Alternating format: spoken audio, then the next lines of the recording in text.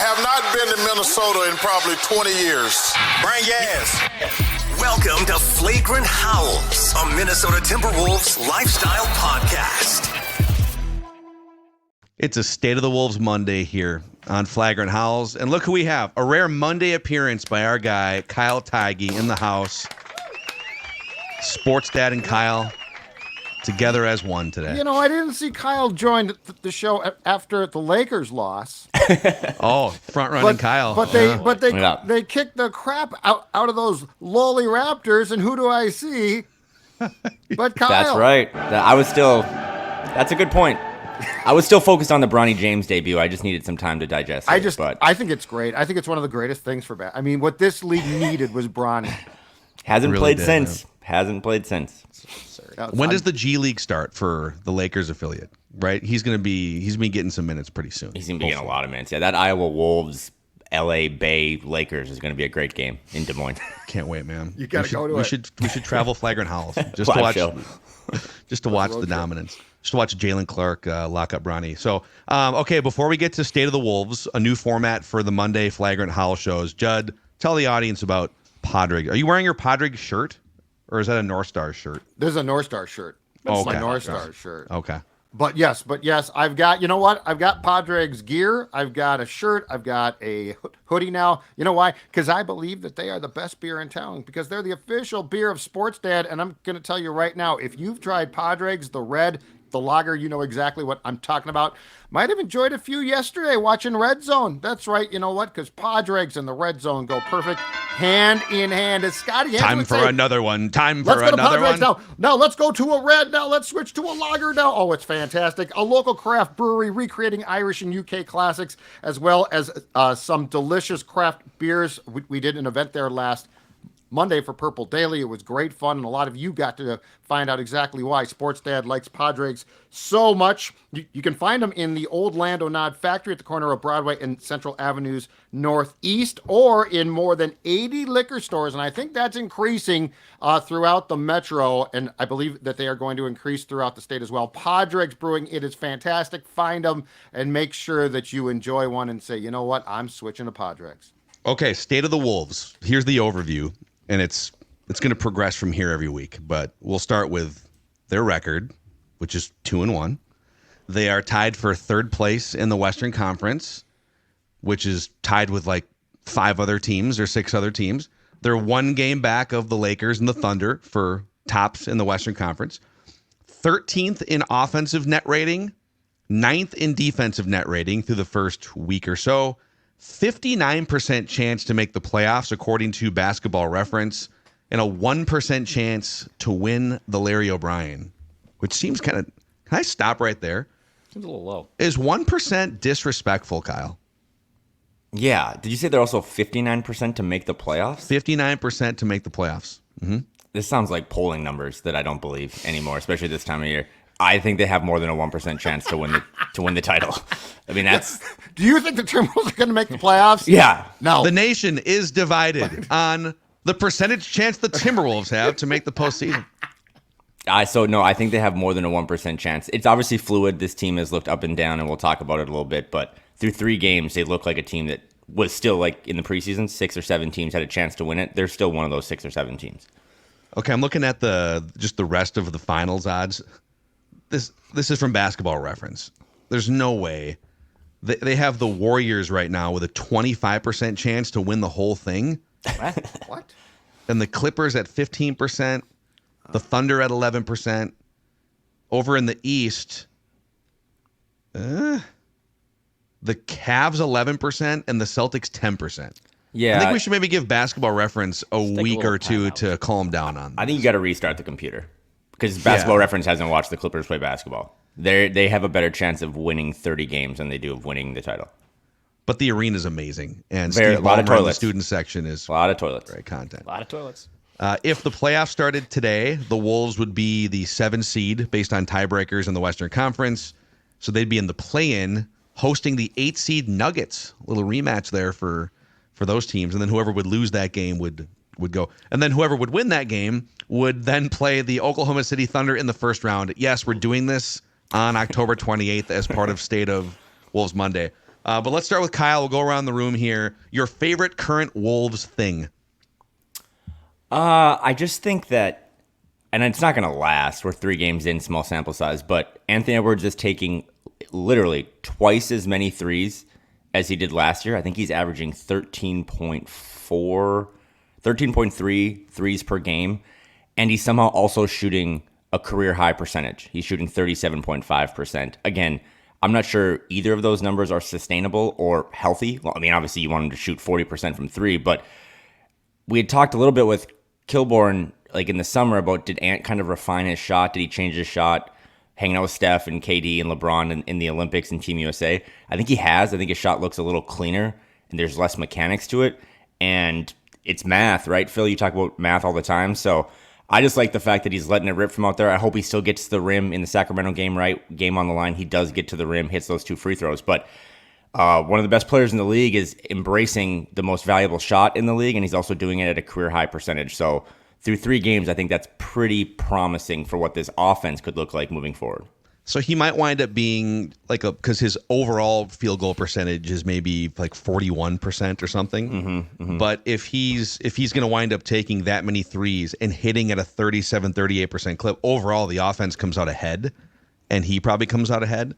I have another thing on the math of the threes later on in our the stat of the week portion of this. But yeah, he clearly went in, tweaked his shooting mechanics, and either decided on his own or was told by Chris Finch and Tim Connolly, let's double the attempts. Let's get like 10 or 15 more attempts up as a team every single night too. Yeah, and I think he just got rid of the mid-range so far. Through 3 games, it's just like if he just replaces those mid-range jump shots that he loves with just threes, I mean, he's a lot of step-back stuff still, but that's just all good, right? And this team does have more spacing now. Obviously, you lose Karl-Anthony Towns, but they have more spacing. They're taking more threes. They're like 2nd or 3rd in the league right now in attempts. So I don't want him to just settle. But again, like in that Kings game when it mattered, I thought he was going to settle for a step-back 3 to win the game and have all that classic type of last-second shot, and he went to the rim. So I think he's learning on the fly. I think he's getting more and mature about his shot selection. So I don't know if he's going to shoot the best percentage of his career while also taking, I think he's like 5th in the league in attempts. So some of those numbers are going to come down and regress a little bit as we get more and more data, but I think I like that part of his game kind of advancing and getting better. So real quick on the mid-range thing, because last year, it was very evident he decided that little bank shot from like 15 feet, this is going to be a new thing for me. These little fadeaway, like the Michael Jordan-esque sort of 16-footers. And he ramped up the 10 to 16-foot mid-range shot. He ramped it up almost twice as many attempts as the previous season. And again, 3-game sample size here, but he has essentially he has cut the mid-range shots in half. He's cut the at-the-rim shots by 75% so far this year. And he's put all of that on 3-pointers. So I think he might want to rein this, because he literally was, before this season, he was like 25 to 30% of his shot attempts were at the rim. And so far this year, it's 8% of his shot attempts are at the rim. Yeah, that's not so he has stopped going to the rim, Anthony Edwards, except for like the game winner, which, he got the 2 free throws. Yeah, he's toying around with it right now.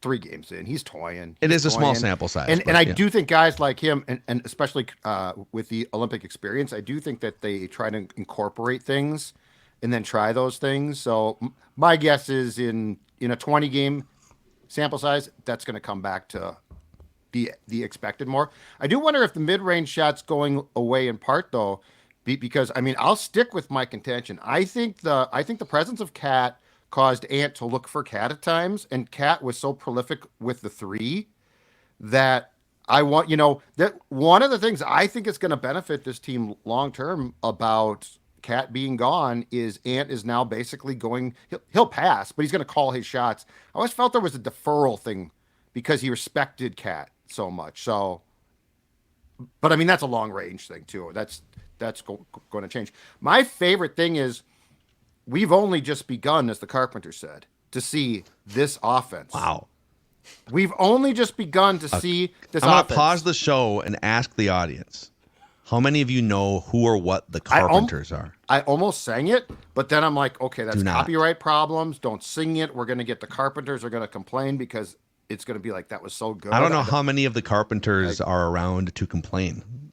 Oh, well, Karen's not. Sadly gone, but I think Richard is still around. Okay. I think the brother's still around. Dick Carpenter is still hanging around somewhere. Anywho, I think that this offense has only just started, and the thing that I think is exciting about this is, one, the ball movement is fun. Like, if what I saw on Saturday is it being sticky with Julius Randle, I'll take that because I still saw a lot of movement, and I think what we're going to get here is, I honestly think that for the first time, in part because you don't have to like create touches for Cat, I think we're going to see why Chris Finch was regarded as an offensive genius. And previously it's been like, well, how's he an offensive genius? They're good on defense, but this is lacking.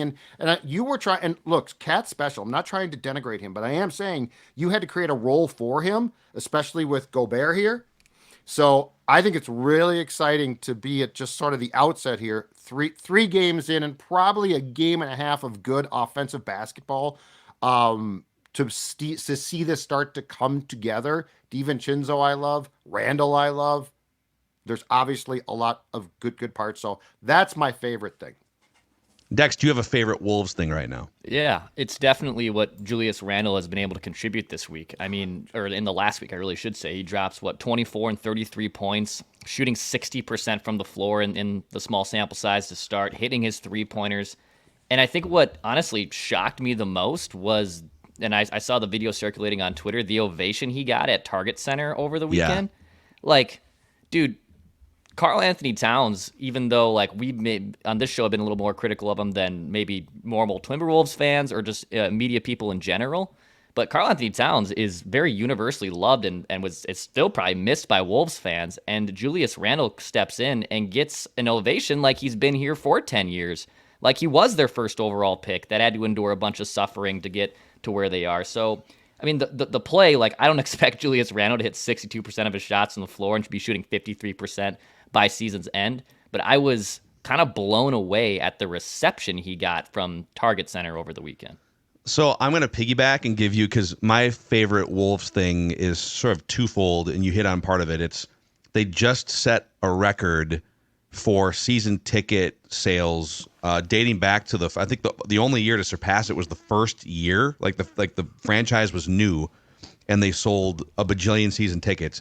But this is the most, I think it's like 11 or 12,000 season tickets. 11,000. 11,000? Mm-hmm. So the fans responding to what they've been building here. And then I was kind of shocked by that Julius Randle ovation in a good way. And Kyle and I have had these discussions about Cat on the Thursday episodes too, and Judd, like obviously we do, but it felt like, and we've even heard some stuff behind the scenes that like some people in the Wolves front office have received less than positive feedback from a lot of fans based on the Cat trade. And the fact that fans stood up in kind of a we know basketball moment and applauded that dude without really even knowing anything, they're basically just saying, hey, you're one of us now and we're building something here. We've been joking about Wolves culture for a long time. Like the Heat have their 15-year Heat culture, 20-year Heat culture. What is Wolves culture? And you're just seeing little glimpses of whatever it is that they're building here. And the ovation for Julius Randle was unexpected and really cool, I thought. Kyle. That was also that moment pregame when Julius grabbed the mic. That was the classic Karl moment for a home opener where you grab the mic and you say, hey, thanks to all the fans. We want to put on a great season. So they did just kind of replace Karl with Julius there.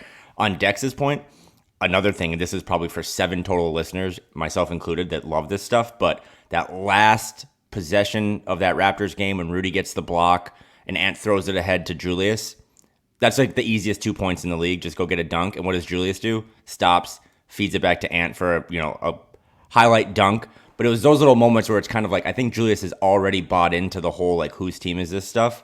And I think those two, I mean, you see it like after the Kings win, after everyone's celebrating to get the stop, like they embrace in a way that didn't seem like it was for the cameras. It was like, this is actually two dudes who are really creating a friendship. So yeah. The chemistry between those two has to be good because those two are probably their two best offensive players, and they have to figure it out. And through 3 games, to Judd's point too, like the offense is looking a lot more dangerous, or top 10 long term with how those two are pairing so far. Yeah, it kind of, Julius Randle, I don't think he's going to be statistically or analytically as efficient as Cat. I think Cat's going to win out on like the win share numbers and probably like effective field goal percentage and things like that. But the eye test and some of the things he's been able to do, I think he's just a more decisive passer. It feels like he cuts and flashes at the right moments more often than Cat did. I think you'll see this in the numbers too, but the offensive foul rate is way higher for Cat in his career.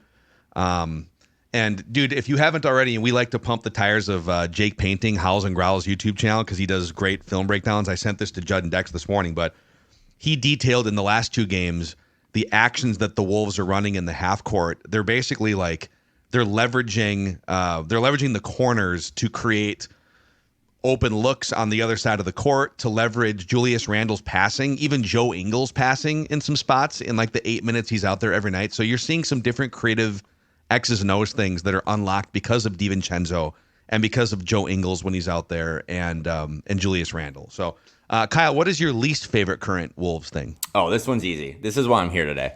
Style points. When Chris Finch took over this team and when I started kind of covering this team, they were known by many in the United States for having the worst winning percentage in pro sports. That no longer exists. They have won at a clip that has elevated them from the doldrums of all professional sports, and now they win a lot of games. And when I tune in to whatever app allows me to watch the game, they mostly win. And after the first 3 games, I feel like there's been way too much conversation about like how Josh Minot didn't play or how Luka Garza didn't get 6 minutes. And it's like, do you remember what it used to be like when every game was a loss? So I think some of those younger guys are going to get a chance. You cannot play an 8-man rotation for 82 games.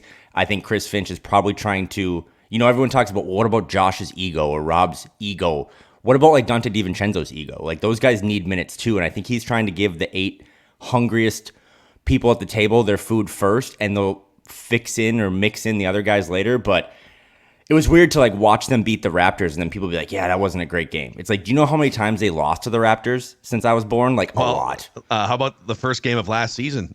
Yeah. Like, okay. So like they kind of figured it out. The Lakers game is what it was. Like it was bad energy, but to win that Kings game, I mean, the Kings should be more mad, right, than the Wolves. Like they blew it. The Wolves came back. They played defense. They hit some shots. And then in that Raptors game, they played with their food a little bit, but it was never in doubt. So I don't know. I don't really understand. Like now we're judging how a win is. When I was born, where I'm coming from, it's like a win is the greatest thing on earth. We're also now, and I mean, this is good and bad because it's fun, but we're also breaking down games individually, which didn't happen. So because like they're like their football games or like something. The Raptors game, they played with their food in the fourth quarter for sure. And like you can talk about that now, but there was a long period of time where it'd be like, who cares if they didn't play a good quarter? Because they don't play good quarters. So I think we have to adjust to, and again, it's good too. But the adjustment is we are now entering an era where people are actually invested in like everything, playing time for guys who are rookies, how quarters look, how guys look on certain things. So it's the blessing and the curse of being good. The blessing is you're good enough to actually break this stuff down. The curse is, did how the fourth quarter of game 35 went really matter? Yeah. Well, I'm going to jump out of line here because I'll give you my least favorite Wolves thing. It's the 8.5-man rotation. I want them to play more players. Everything Kyle said is point taken that, hey, they are doing what they need to. It's twofold. They're doing what they need to win games. And they're also, I think, doing what they need to expedite the chemistry process between a bunch of players that just met each other basically as teammates 3 weeks ago. I mean, Julius Randle played part of one preseason game. And so I'm okay with let's figure out the main players, like the main ingredients here, put them together as much as possible. And then maybe in like November, December, you start to expand out to a 9 or 10 man rotation because you cannot do this for the entire regular season. There's going to be injuries. There's going to be, you got dudes in their 30s like Mike Conley and Rudy Gobert. Like, I don't need Rudy Gobert playing 36 minutes. I don't need Mike Conley playing 26 minutes in most games. So would love to find another player or two that can mix in. But Kyle's point is well taken. They're doing what they need to do to win games early on here. Who do you think is the next guy in line? Like, who's the first player to get unlocked from their bench prison cell right now? I think it's Josh Minott, just because there's more of a need for like another wing player. Like, again, even in that Lakers game, like Jaden was in crazy foul trouble early on. I was like, oh, maybe you just throw Josh Minott out there. And then as someone told it to me after the game, it's like, hey, was he going to guard LeBron? It's like, oh, okay, good point. I mean, I was thinking, when I think about this rotation stuff, like Judd goes to all these Vikings practices, a little Purple Daily crossover here.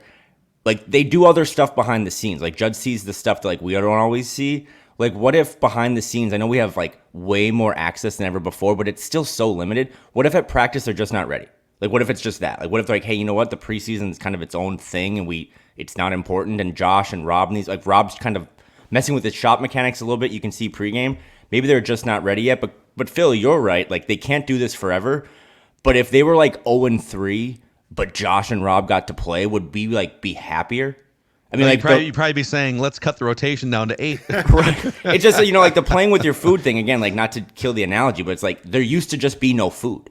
So it's like I'm just happy that like, okay, now we're playing with it on the plate because we used to just not. Yeah, exactly. We're starving. Timberwolves fans. Judd, least favorite Timberwolves thing. I'll go back to what I said, especially offensively. This is only a start. It's 3 games, okay? But the one thing that I would like to see, and in training camp, we're basically promised, but we've been promised this before, is for Jaden McDaniels to become more prevalent when he's on the floor. He started on Saturday, played, if I'm not mistaken, 33 minutes, scored 9 points, all in the third quarter, and he looked great doing it. But I don't remember because he's a talented kid. I feel like he just gets lost at times, and that's not totally the Wolves' fault. That's a Jaden thing as well. But I would like to see some more, if I can put it this way, definition from his game, because he's a veteran now. He's definitely worthy of shots, and I know that there's X amount to go around, but it sort of feels like he just shrinks into the background at times, but then he emerges and it's like, oh yeah, he's good. So I'd like to see the continued evolution of the team working him, and probably just importantly him working himself into the flow of things a little bit more. And that has yet to happen. Saturday, we again got a glimpse, but it was just a glimpse of what he can do or bring offensively. I'm going to get defensive because, as you know, that's my guy. And I will just say, Judd's right, by the way. Like, this is like an increase in role, he has to be better offensively for this offense to click. He can't be like a glorified Josh Okogie. But it was interesting because after all the positive stuff in the preseason, before the Raptors game, Finch told everyone that was in attendance that play calling for Jaden will have to temporarily take a back seat as the offense adjusts to new alignment. So it's like Jaden has to do some of this on his own, but it's all the stuff we were promised. It's like, hey, we're back to not calling plays for Jaden. Right. And he just kind of has to figure out stuff, the scraps again for the food. And now, like, he just kind of has to find stuff that's available. I do wish they would lean into calling, 3 more plays for him per game, because that might just keep him more engaged. And maybe that just clears his head a little bit and he doesn't get so many dumb fouls. Yep. It's like, so he needs like a chores list, basically. But if we don't hand him a chores list, we don't fully trust him to go find chores to do. So we got Dex, least favorite Wolves thing from you. So least favorite Wolves thing, I'm going to take something that the Wolves are doing well, and it's not necessarily that like I disagree with the logic, but I am curious on it from just a basketball fan's perspective. I don't know if you guys saw the Nick Wright clip from this weekend talking about the usage and the uppage of three-pointers, kind of making the NBA an unsustainable product. Like, even suggesting putting in crazy radical things like how baseball has put in pitch clocks and shifts. Like, if you eliminated the corner 3, could you make dunks worth 3 points? Because everyone wants to see dunks. Everyone wants to see offense and big guys moving around, and not these insane athletes just hovering behind the 3-point line, hoisting up shot after shot after shot. Now, he obviously realizes that, like, hey, yes, you could be if you're shooting more threes and converting more threes, you will win more games. We're learning that in the NBA. But I don't disagree, I think, with his long-term view of this. Like, yes, the NBA is setting revenue records and TV was up for opening night compared to last season. That's all gravy. But is this the best product for fans to watch? Is just guys literally chucking 60 3-pointers a night. I tend to agree that that's kind of my least favorite thing. I'd love to see just more movement and more just players put in situations that fans are going to like more. Real quick, I pulled this up here on Basketball Reference. So percentage of field goal attempts that are 3-pointers across the league, 40% of that was last year. So that was last year 40%. This year 42%. So 42% of all shot attempts, up from 40% last year, are threes. And I'm just going to pull up a random year here. 2004, 2005. Percentage of 3-point attempts, it was 18%. So 20 years ago, when the Wolves went to the Western Conference Finals with KG and company, and the Wolves were near the bottom of that list, by the way, only 13% of their shots were threes. I mean, yeah, what do you, from just an entertainment standpoint, is this do you find this entertaining that almost half of the shots statistically are threes in any game, Kyle? I hate it. It's like classic Big 12 football to me, like where everyone just like has a spread offense and like no one runs the ball. I don't want, and I think part of Nick's kind of rant was also too that every team now just plays the same style of basketball. You know, like in football still, you still have teams that are like more really emphasize running on first down, where other teams like we would never do that. Now it's like everyone's just trying to be the Celtics and just cast as many threes as possible. So I know I was like amped about Ant taking more threes and hitting them at a higher percentage, but that doesn't really mean that I want everyone to do that. And when I think of the best highlights of Julius Randle's long tenure in Minnesota, it's him getting into the like paint and getting to the rim and like spinning and getting guys on his left hand and like putting dudes in the basket. So I still love a good run game. Like I still love, like I'm not against, I mean, they don't really have the best guys to post up, but if you get Ant switched on a smaller guard, like I'd like to see him post him up or get Julius Randle on the left block or something. So more threes is better, but to Dex's point, I think you can really get too caught up in it if you just that is your focal point of your offense where more than half your shots are threes. What was the percentage of threes, Phil, in the year that the Rockets were doing nothing but launching threes, which is the first year the Wolves went back to the playoffs with Jimmy Butler? Was that here. the 17-18, 17-18, I believe. Yeah, I'm just curious because was that Rockets was team the where they went 0 threes. for 27 in that one Correct. playoff game, right? Correct. Yes. That's a good point. So and by the way, there was an inflection point 5 years before that with the Splash Brothers, and then there was the Daryl Morey, right? It was Daryl Morey and the Rockets, D'Antoni. Yep, Mike D'Antoni. So in that season, the 0 for 27 season, the league was at 33% of shot attempts were threes, and now it's 42%. Wow, that's really interesting.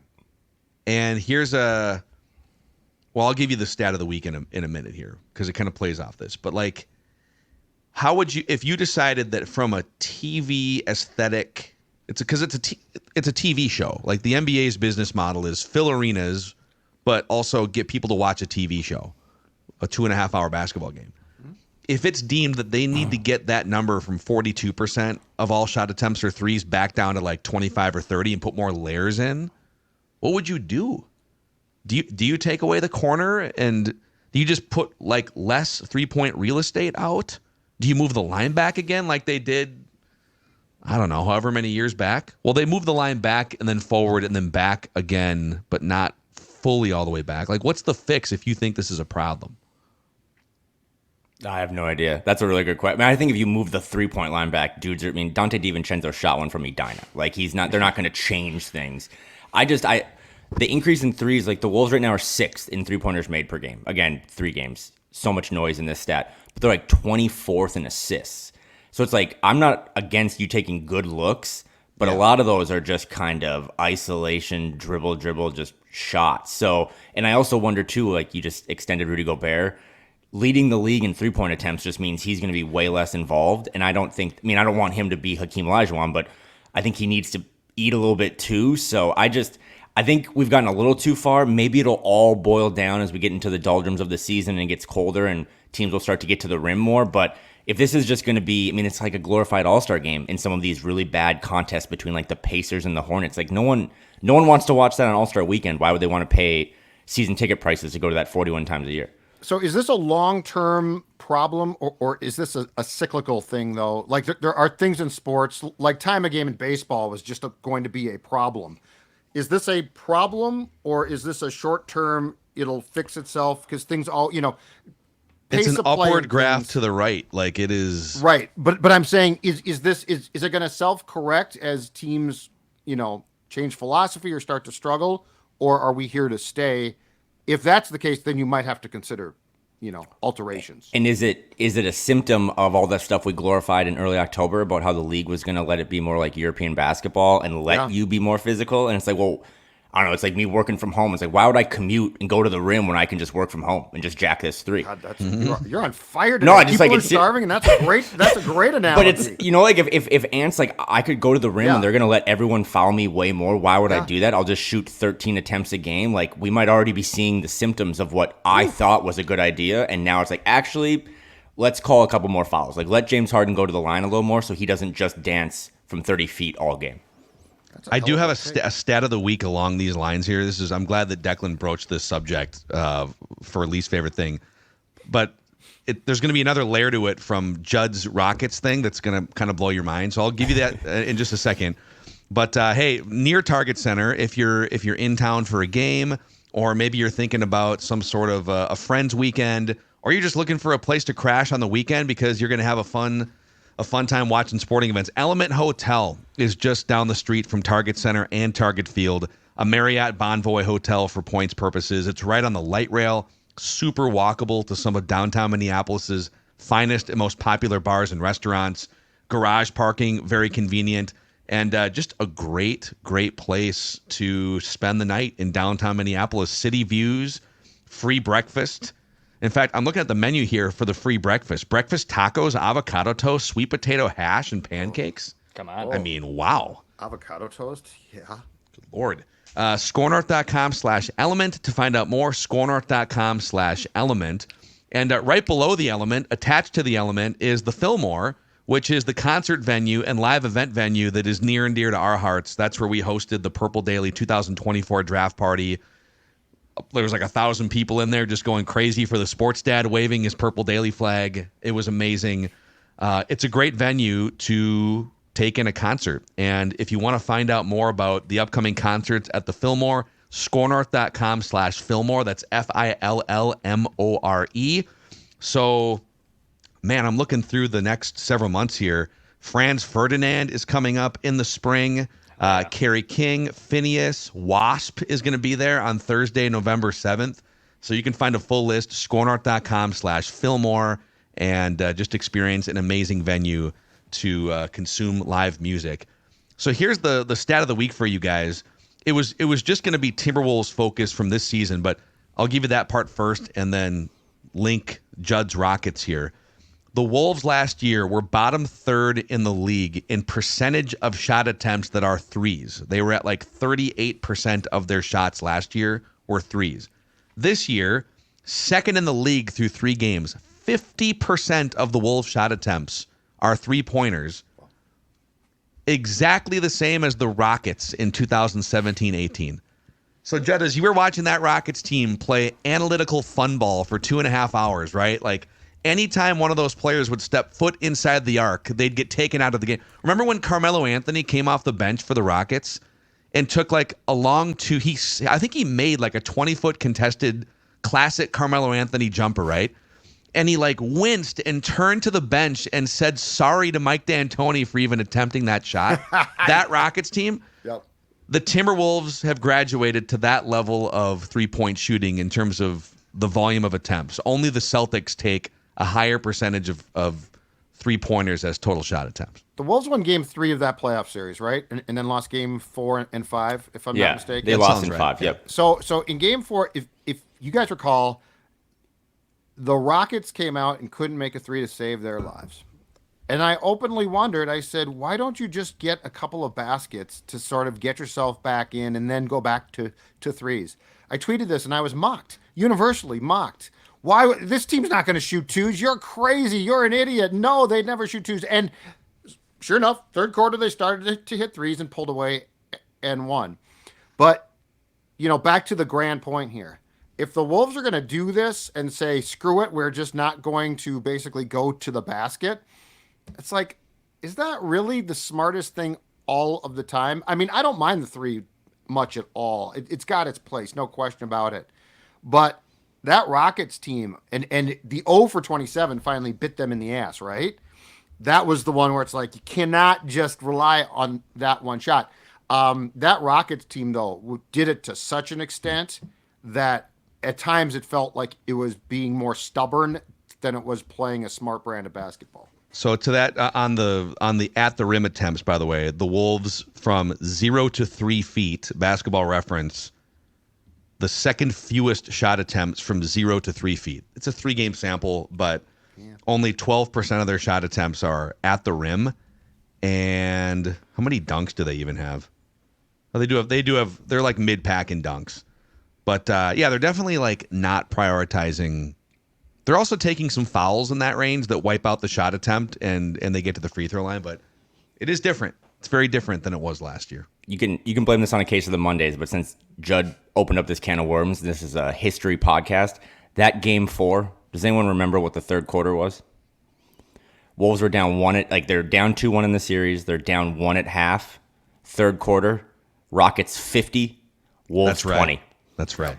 The Rockets went 16 for 43 from 3 in that game. The Wolves were 8 for 22. So literally the Rockets doubled them up, outscored them by 30 in the third quarter. And I remember I was at that game. Math. Just the walk out of there was tough because it was all over. And I don't even think Jimmy Butler flew home on the plane after game 5. So it was He didn't. That's why we go into the style points thing. It's like, do you remember that? I'm sorry that Josh didn't play against the Raptors, but man, was Saturday way more fun than not everyone flying back on the team plane. Amen. Amen. All right, boys. There's your State of the Wolves Monday here on Flagrant Howls. Kyle Tigey, go back to your A job. Back to work. Back to work. You can find more of Kyle. I'm assuming we're going to do a Thursday episode with Random Wolf of the week too. And listen, anytime you want to jump in on a State of the Wolves Monday, you are always welcome. Appreciate you guys. On everyone's favorite Timberwolves lifestyle podcast, Flagrant Howls.